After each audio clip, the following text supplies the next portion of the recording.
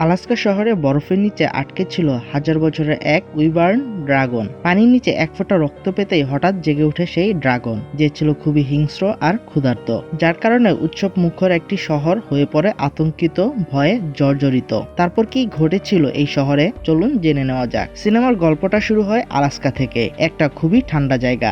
Global warming দ্রুত বাড়ার কারণে আলাস্কার বরফ ধীরে ধীরে গলতে শুরু করেছে। মোটা বরফের স্তর পাতলা হয়ে গেছে। এর মধ্যেই একদিন গলতে থাকা বরফের নিচ থেকে উঠে আসে এক প্রাচীন আর ভয়ানক প্রাণী। এই প্রাণীটিকে বলা হয় ওয়াইবার্ন। এটি ভয়ঙ্কর বরফের ড্রাগন। আলাস্কার কোল ঘেঁষে গলতে থাকা বরফ থেকে তৈরি হয়েছে অনেক পুকুর। এমনই একটা পুকুরে এক মৎস্যজীবী তার ধরা মাছ পরিষ্কার করছে। হঠাৎ তার ছুরি পিছলে গেলে ভুলবশত আঙ্গুল কেটে যায়। সে আঙ্গুল ঠান্ডা পানিতে ডুবিয়ে ক্ষত পরিষ্কার করে নেয়। আর ঠিক তখনই তার রক্তের এক ফোঁটা পানির মধ্যে মিশতেই ভয়ঙ্কর ড্রাগনটি জেগে ওঠে। এই প্রাণী প্রায় হাজার বছর ধরে আলাস্কার বরফের স্তরে বন্দী ছিল, আর এখন অনাহারে দুর্বিষহ অবস্থা ছিল প্রাণীটির। ড্রাগনটি সঙ্গে সঙ্গে মৎস্যজীবীর উপর ঝাঁপিয়ে পড়ে। দুর্ভাগা লোকটা পালানোর চেষ্টা করলেও শেষ রক্ষা পায় না। ড্রাগন তাকে ধরে আস্ত গিলে ফেলে। এই মর্মান্তিক ঘটনা যেখানে ঘটেছে সেই জায়গায় খুব কাছেই একটা ছোট্ট শহর আছে, যার নাম বিভার মিল। শহরটিতে সবকিছু স্বাভাবিকভাবেই চলছে।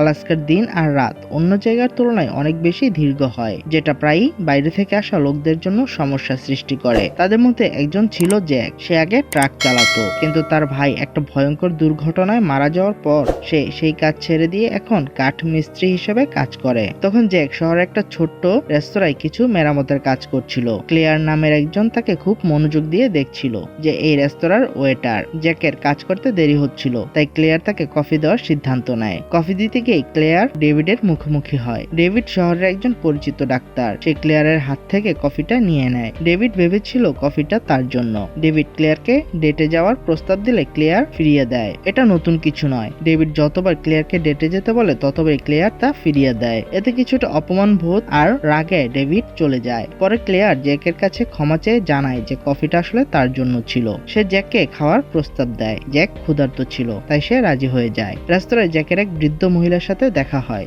যার নাম এডনা। এডনা সবসময় দুইজনের জন্য ব্রেকফাস্ট অর্ডার করত, একটা নিজের জন্য আর একটা তার স্বামীর জন্য। দুঃখের বিষয় হলো এডনা সেই মৎস্যজীবী ব্যক্তির স্ত্রী, যাকে ড্রাগন খেয়ে ফেলেছে। এডনা তার স্বামী হারানোর শোক থেকে এখনো বের হতে পারেনি। ক্লেয়ার লক্ষ্য করলো যে জ্যাকও একই ধরনের শোকের মধ্য দিয়ে যাচ্ছে। সে জ্যাককে সান্ত্বনা দিয়ে বলে তার ভাই যেখানে থাকুক সেখানে ভালো থাকবে। কিন্তু জ্যাক ভাইকে নিয়ে কথা বলতে চাইছে না, তাই সে কফি শেষ করে বাড়ি চলে যায়। শহরের অন্য পাশে এক অবসরপ্রাপ্ত কর্নেল থাকে, যার নাম ট্রেভিস। সে তার বাগানে কুকুরকে খাওয়াচ্ছিল। তখন হঠাৎ করে একটা হরিণের বিচ্ছিন্ন মাথা তার সামনে এসে পড়ে। এই অদ্ভুত ঘটনা দ্রুত চারদিকে ছড়িয়ে পড়ে, কারণ ওই এলাকায় মাত্র একটা রেডিও স্টেশন ছিল, তাই রিপোর্টার ঘটনাটা প্রচার করে। বেশিরভাগ মানুষ মনে করে যে এটা কোনো দুষ্টু বাচ্চাদের দুষ্টুমি হয়তো, কিন্তু আসলে এটা একটা আসন্ন বিপদের সতর্ক বার্তা। জ্যাকও খবরটা শুনে, কিন্তু পাত্তা দেয় না আর নিজের ভ্যানের গাড়িতে ফিরে। এই ভ্যানেই সে থাকার মতো ব্যবস্থা করে নিয়েছে। কিছুক্ষণ পরে ডাক্তার ডেভিড জ্যাকের কাছে আসে তার হাত পরীক্ষা করার জন্য,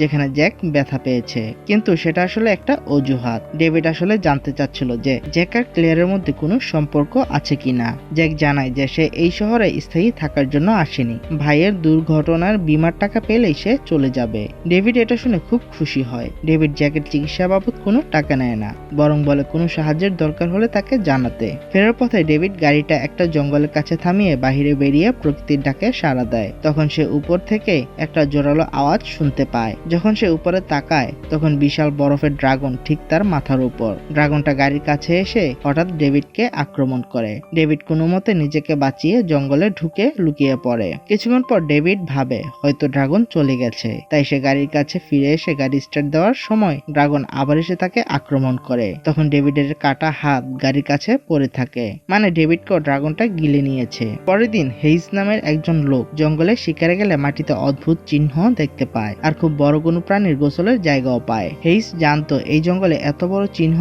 রাখতে পারে এমন কোনো প্রাণী নেই। হঠাৎ ওয়াইবার্ন ড্রাগনটা তার সামনে এসে দাঁড়ায়। হেইস গুলি করলে ড্রাগন পালিয়ে যায়। বন্দুকের গুলির আওয়াজ শহরের পুলিশ অফিসার ডওসন ও ডেপুটি বার্নিস শুনতে পায়। তারা শব্দের উৎস খুঁজতে বনে ঢুকলে এক ভীত হেইসকে দেখতে পায়। হেইস তাদের ড্রাগনটার কথা বললে ডওসন তা বিশ্বাস করে না। সে ভাবছিল হেইস মাতাল হয়ে বাজে বকছে।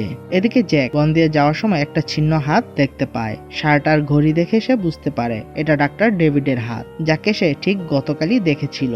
ডওশানও বিভ্রান্ত হয়ে পড়ে, সে বুঝতে পারছিল না কি চলছে। বারবার হেইজ বলছিল যে ওই দানবটা খুবই বিপজ্জনক আর সবাইকে মেরে ফেলবে। যদিও ড্রাগনের কোনো প্রমাণ ছিল না, কিন্তু ডেভিডের ছিন্ন হাত অবহেলাও করা যাচ্ছিল না। ডওশানও রেস্টুরেন্টে জরুরি বৈঠক ডেকে সবাইকে বলে যে কোনো অজানা প্রাণী শহরের মানুষের উপর হামলা করছে। সে হেইসের বলা দানবের গল্প বিশ্বাস না করলেও সবাইকে সাবধান থাকতে আর বাড়ির ভিতরে থাকতে বলে। ঠিক তখনই ডেপুটি বার্নিশ ডাক্তারের ছিন্ন হাত নিয়ে এলে তা দেখে সবাই ঘাবড়ে যায়। ডওশান কঠোর কণ্ঠে সবাইকে বলে কেউ যেন একা বনে না যায়, পাশাপাশি অবশ্যই সবাই যেন তাদের পোষা প্রাণীকেও সাবধানে রাখে। বিভার মিলসে প্রতি বছর বিশেষ বার্ষিক উৎসব হয়। সবাই সেই উৎসব নিয়ে ডওশানকে প্রশ্ন করলে জ্যাক সাবধানতাবশত অনুষ্ঠান এড়িয়ে যেতে বললে ডওশান রেগে যায়। জ্যাককে বাইরে মানুষ হয়ে তাদের কালচার নিয়ে কথা বলায় অপমান করে। সে আরো বলে উৎসব যথাসময়ে হবে, এতদিন যেভাবে হতো। বৈঠকের শেষে ডওশানের কাছে থমাস নামে একজনের ফোন আসে। থমাস জানায় তার খামারে হামলা হয়েছে।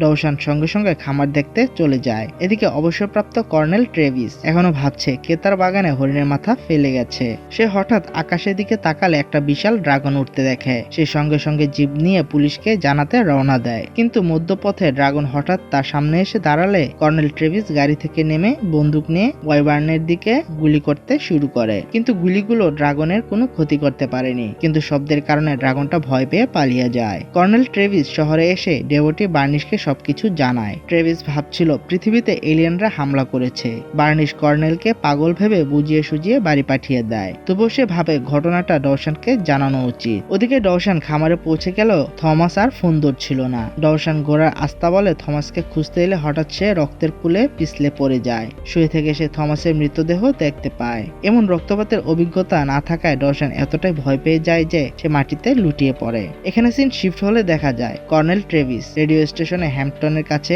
এসেছে, যেন হ্যাম্পটন এই প্রাণীটাকে নিয়ে দ্রুত জরুরি ঘোষণা দেয়। কিন্তু হ্যাম্পটন সরকারি অনুমতি ছাড়া এটা করতে পারবে না বলে জানিয়ে দেয়। কর্নেল রেগে গিয়ে তার বন্ধু ফার্লির কাছে চলে আসে, যে উৎসবের জন্য খাবার প্রস্তুত করছিল। ফার্লিও ট্রেভিসের কথা বিশ্বাস করে না, কিন্তু খুব দ্রুতই সবাই ওয়াইবার্নের অস্তিত্ব নিজ চোখে দেখতে পায়। যখন ওয়াইবার্ন ড্রাগন নিজেই শহরে এসে হাজির হয়, ড্রাগনটি সোজা রেডিও স্টেশনের সামনে অবতরণ করে। ড্রাগন থেকে হ্যাম্পটন সাহায্যের বার্তা পাঠানোর চেষ্টা করতে শুরু করে, কিন্তু ড্রাগন বিদ্যুৎ খুঁটি ভেঙে ফেললে বিদ্যুৎ চলে যায় আর রেডিও বন্ধ হয়ে যায়। এদিকে খামারে যখন ডওশানের জ্ঞান ফিরল, সে ওয়াকি টকিতে বার্নিশকে জানায় যেন সবাইকে বাড়ি পাঠিয়ে দেয়। বার্নিশ মেগাফোনে ঘোষণা করে দেয় যেন সবাই বাড়ি চলে যায়, কিন্তু তার নিজের ভাগ্য খারাপ ছিল। হঠাৎ করে এই বিশাল ড্রাগনটা এসে বার্নিশের উপর আক্রমণ করে, এতে বার্নিশ মারা যায়। সবাই ড্রাগনটাকে দেখে পালাতে শুরু করে। শহরে আতঙ্ক ছড়িয়ে পড়ে। ক্লেয়ার আর জ্যাক রেস্টুরেন্টের ভেতর দৌড়ে ঢুকে পড়ে। তারা মানুষের চিৎকার শুনে বাহিরে তাকালে ড্রাগনকে কাছে আসতে দেখে।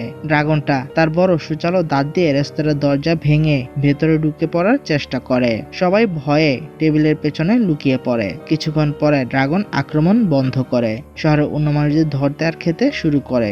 একটু পরে হ্যাম্পটন আর ফার্লি রেস্টুরেন্টে এসে সবাইকে জানায় যে ওই ভয়ঙ্কর প্রাণী এক এক করে মানুষদের খেয়ে ফেলছে। এখানে হেইজের কথাই জানা যায় প্রতিটা দেশের গল্পেই এমন রহস্যময় ড্রাগনের কথা আছে। সে আরো বলে পুরনো গল্পে এক ড্রাগন ছিল যার নাম ওয়াইবার্ন। সে নরকের জন্ম এবং খুবই ক্ষুধার্ত ছিল।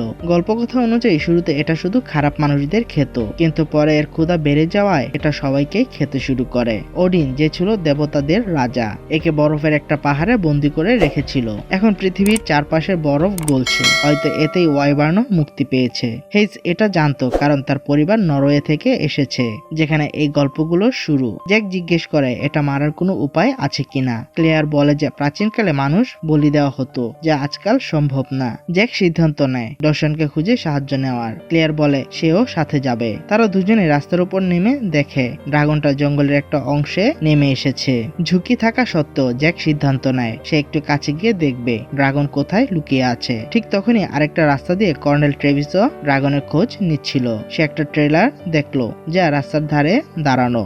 গাড়িটা ফাঁকা ছিল, কিন্তু ভিতর বাইরে রক্তের দাগ, যেন কোনো লড়াই হয়েছে। সে অন্য গাড়িগুলোকেও ভাঙাচোরা অবস্থা পায়, আর মানুষও খুঁজে পায় না। সে বুঝতে পারে ড্রাগন চায় মানুষরা বাইরে থাকুক, যেন তার খাবার শেষ না হয়। অন্যদিকে রেস্তোরাঁয় হ্যাম্পটন আবার রেডিও চালু করার চেষ্টা করছে, কিন্তু সিস্টেম পুরোপুরি বন্ধ হয়ে গেছে। কিছুক্ষণ পর ডওশান শহরে ফিরে দেখে সবকিছু ধ্বংসস্তূপে পরিণত হয়েছে। সে সাহায্যের জন্য কাউকে ডাকার চেষ্টা করতেই যাচ্ছিল, কিন্তু ড্রাগনটা উড়ে এসে তার দিকে ঝাঁপিয়ে পড়ে। ফার্লি দ্রুত ডওশনকে রেস্তোরাঁয় এসে লুকাতে বলে, কিন্তু ডওশন ভিতরে ঢুকতে নিলেই ড্রাগন তাকে ধরে ফেলে। ঠিক ওই সময়ই জ্যাক জঙ্গলে ড্রাগনের বাসা খুঁজে পায়। ড্রাগনটা আশেপাশের জিনিসপত্র ভেঙে বাসা গড়েছে। সে ক্লিয়ারকে একটা পিস্তল দিয়ে গাড়ির মধ্যে থাকতে বলে ড্রাগনের বাসার দিকে এগিয়ে যায়। হঠাৎ ড্রাগন তার গাড়িটাকে আক্রমণ করে। ক্লিয়ার লুকানোর চেষ্টা করে, কিন্তু ড্রাগন দরজা ভেঙে ঢুকে পড়ে। ক্লিয়ার সাহস জোগাড় করে গুলি চালাতে শুরু করে। গুলির আওয়াজ শুনে জ্যাক গাড়ির কাছে এসে দেখে গাড়িটা খালি। ভাগ্যক্রমে সে ক্লিয়ারকে জঙ্গলে পায়। ক্লিয়ার নিজেকে বাঁচিয়ে নিয়েছিল।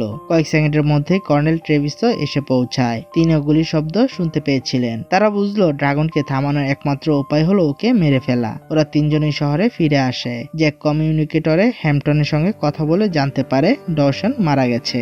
এখন তাদের একটা নতুন পরিকল্পনা করতে হবে। তাদের কাছে তেমন অস্ত্র নেই আর ফোনও কাজ করছে না। হ্যাম্পটনে মনে পড়ে তার স্টুডিওতে একটা রেডিও আছে, কিন্তু এটা চালাতে অনেক শক্তিশালী অ্যান্টেনা প্রয়োজন। নিকটবর্তী একটা দোকানে এমন একটা অ্যান্টেনা আছে। জ্যাক আর হ্যাম্পটন ওখানে যায়, কিন্তু পথে তারা ডওশনের গাড়ি থেকে অস্ত্র আর গুলি নিয়ে ট্রেভিসের কাছে দেয়, যেন সে অন্যদের রক্ষা করতে পারে। দোকানে পৌঁছে জ্যাক ছাদে চড়ে অ্যান্টেনা খুলতে শুরু করে। যখন সে শেষ স্ক্রু খুলছিল, ড্রাগন আবার হাজির হয়। হ্যাম্পটন পিস্তল বের করে ড্রাগনের দিকে গুলি চালায়, যাতে জ্যাক অ্যান্টেনা নামার সময় পায়। তারপর তারা দ্রুত রেস্তোরাঁয় দৌড়ে ফিরে আসে। রেস্তোরাঁয় হ্যাম্পটন অ্যান্টেনা বসিয়ে রেডিও চালু করে ফেলে। জ্যাক ফ্রিকোয়েন্সি সেট করে সিকিউরিটি এজেন্সিকে কল করে, কিন্তু সিগন্যালের দুর্বলতার জন্য এজেন্ট ঠিকমতো শুনতে পায় না আর বিশ্বাসও করে না। জ্যাক এবার অন্য পন্থা ব্যবহার করে। সে মিথ্যা বলে যে গ্যাস এক্সপ্লোজন হয়েছে এবং জরুরি সাহায্য দরকার। কথা শেষ হওয়ার আগেই সিগন্যাল কেটে যায়। সাহায্য আসবে কিনা জানা নেই, তাই জ্যাক সিদ্ধান্ত নেয় ড্রাগনের সঙ্গে লড়াই করতে হবে।